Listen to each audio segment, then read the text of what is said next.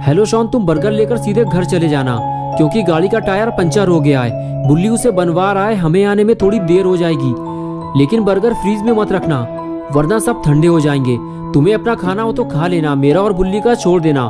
Shawn बोला, हाँ ठीक है गुल्ली, मैं बर्गर लेकर घर जा रहा हूँ, लेकिन ज्यादा देर मत करना वरना एक भी बर्गर बचेगा नहीं। तुम्हें पता है ना कि शॉन कितना बड़ा चटोरा है। बर्गर मेरे सामने रहेंगे तो मैं अपने आप को ज्यादा देर तक रोक नहीं पाऊंगा, समझ गया ना तुम।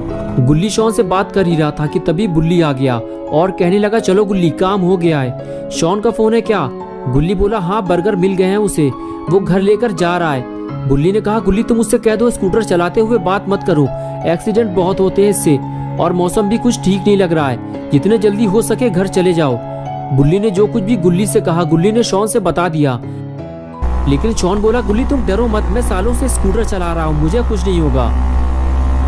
और तभी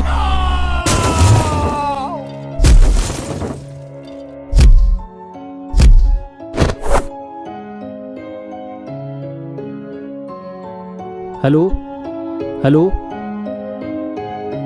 ये क्या हुआ? शॉन का फोन अचानक से स्विच ऑफ हो गया, बैटरी चली गई होगी उसकी। चलो गुल्ली, शॉन के आने से पहले हमें घर पहुंचना होगा वरना हमारे बर्गर खतरे में पड़ जाएंगे।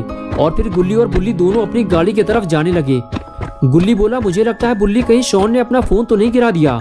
बुल्ली ने कहा, हाँ हो सकता है गुल्ली, गाड़ी चलाते हुए बात करोगे तो ये तो होगा ही, मैंने मना तो किया था उससे। और इस तरह बातें करते हुए गुल्ली बुल्ली अपनी जीप लेकर वहां से चले गए। और इधर घंटों तक शॉन वहीं बेहोश पड़ा रहा और रात हो गई। और कुछ देर बाद जब बारिश की ठंडी बूंदें शॉन पर गिरी तब शॉन को होश आया और उसने चारों तरफ देखना शुरू किया कि वो तेज बारिश में कहाँ फंस गया है। तब शॉन को याद आया कि उसका एक्सीडेंट हुआ था, लेकिन वो तो दिन में हुआ था और अब रात हो चुकी है। इसका मतलब ये है कि मुझे यहाँ पड़े हुए कई घंटे हो चुके हैं। शॉन उठकर खड़ा हुआ तो उसे पता चला कि उसके पैर में तेज दर्द हो रहा है, उसे पैर में चोट लगी है, उसे किसी को मदद के लिए बुलाना होगा। लेकिन यहाँ आसपास तो कोई नहीं है। अगर शॉन को गुल्ली और बुल्ली की मदद चाहिए तो उसे अपना फ़ोन ढूंढना होगा। और शॉन अपना फ़ोन ढूंढने निकल पड़ा। अरे बाप रे, यहाँ तो इतनी बड़ी बड़ी झाड़ियाँ उगी हुई हैं, यहाँ मुझे फ़ोन मिलेगा कैसे? चारों तरफ तो जंगल है, पता नहीं मेरा फ़ोन हाथ से छूटकर कहाँ चला गया। काश मैंने गुल्ली की बात मान ली होती तो ऐसा नहीं होता।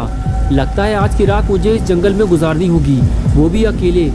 गुल्ली बुल्ली भी मेरी मदद नहीं कर पाएंगे क्योंकि उन्हें पता ही नहीं है कि मैं कहाँ हूँ। और अपना ये स्कूटर भी टेढ़ा मेढ़ा हो गया है, अब मैं घर कैसे जाऊँगा? अरे रुको रुको, तुम ही मेरी आखिरी उम्मीद हो, रुक जाओ, मेरी मदद करो, मेरा एक्सीडेंट हो गया है, मुझे घर तक छोड़ दो, मैं तुम्हें पैसे दे दूंगा, रुक जाओ।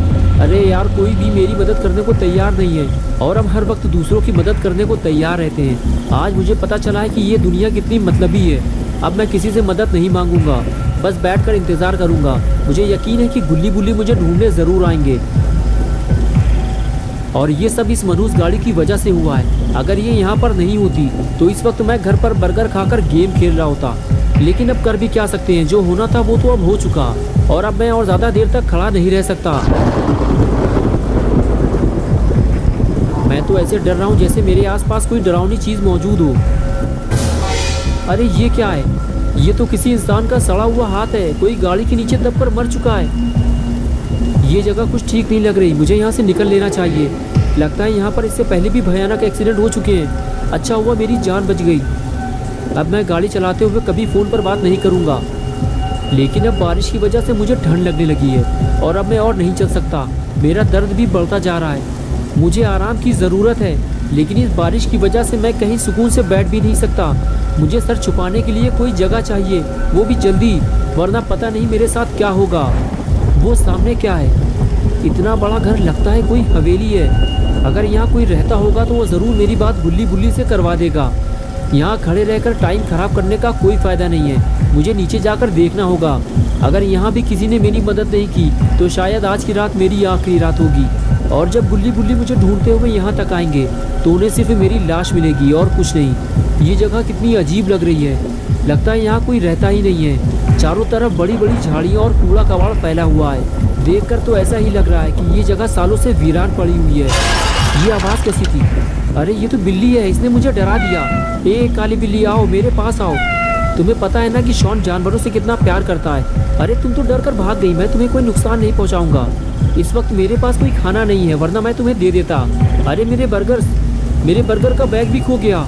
मैं तो भूल ही गया था कि मेरे पास बर्गर भी थे, लेकिन वो जहाँ भी पड़े होंगे भीग कर खराब हो चुके होंगे। अब उन्हें ढूंढने का कोई फ़ायदा नहीं है। चलो पहले जिस काम के लिए आया था उसे पूरा कर लूँ पहले।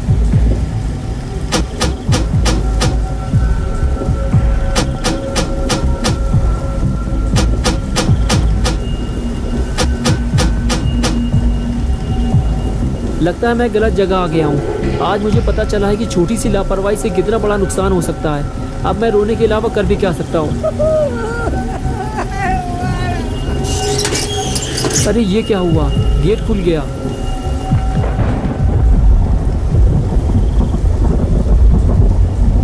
क्या मैं अंदर आ सकता हूँ? क्या मैं अंदर आ सकता हूँ?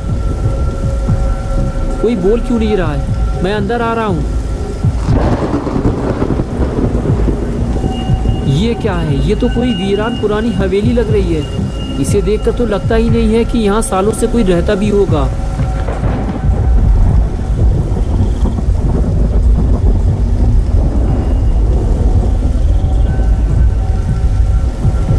अगर यहाँ कोई रहता ही नहीं है तो फिर आखिर ये गेट किसने खोला? देखो, अगर यहाँ कोई रहता है तो मेरी बात सुनो। मेरा नाम शॉन है और मेरा एक्सीडेंट हो गया है। मुझे मदद चाहिए। मुझे डराओ मत, बारिश बंद होते ही मैं यहाँ से चला जाऊँगा। ठीक है, अगर तुम नहीं बोलना चाहते हो तो कोई बात नहीं। वैसे भी बस मैं थोड़ी देर बाद यहाँ से चला जाऊँगा। मुझे लगा था कि यहाँ कोई मेरी मदद करेगा, लेकिन कोई भी मेरी मदद करने को तैयार नहीं है। कितनी डरावनी जगह है ये। बस कोई भूत न मिल जाए मुझे, वरना मेरी हालत ख़राब हो जाएगी। इसलिए मैंने गेट खुला छोड़ दिया है। अगर कोई भूत मिल गया मुझे तो मैं फ़ौरन यहाँ से भाग जाऊँगा। लेकिन लगता है मैं कुछ ज़्यादा ही डर रहा हूँ। मुझे अपने डर पर काबू रखना होगा, क्योंकि मेरे पास इस हवेली में रुकने के अलावा और कोई रास्ता भी नहीं है। जो भी हो, लेकिन मुझे बारिश से बचने की जगह तो मिल गई। क्या बात है, लगता है किसी ने पहले से ही मेरे लिए बैठने और आग जलाने का पूरा इंतज़ाम कर रखा है। छोटा लाइटर तो मेरे पास पहले से ही है। चलो सबसे पहले मैं आग जला लेता हूँ। और ये लो, जल गई मेरी आग। बस अब गरम गरम चाय का इंतज़ाम भी हो जाए तो मज़ा आ जाता। लेकिन कोई बात नहीं, बारिश से बचने का इंतज़ाम तो हो गया।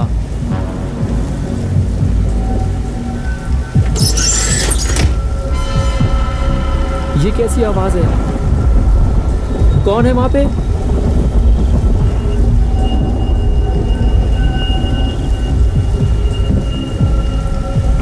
तुम जो भी हो, मैं तुमसे डरने वाला नहीं हूँ, समझ गए तुम? शॉन ऊपर से दिखाना नहीं चाहता, लेकिन अंदर से वो बेहद डरा हुआ है। दोस्तों, क्या होगा अब शॉन का? इस हवेली में आने की शॉन क्या कीमत चुकाएगा? बुल्ली बुल्ली शॉन को यहाँ से ले जाएंगे या फिर शॉन यहीं मर जाएगा? ये सब हम देखेंगे पार्ट 2 में। तो दोस्तों, अगर आप पार्ट 2 देखना चाहते हैं तो इस वीडियो को लाइक करें और चैनल को सब्सक्राइब करें। बेल आइकॉन प्रेस करके ऑल नोटिफिकेशन ऑन करना ना भूलें।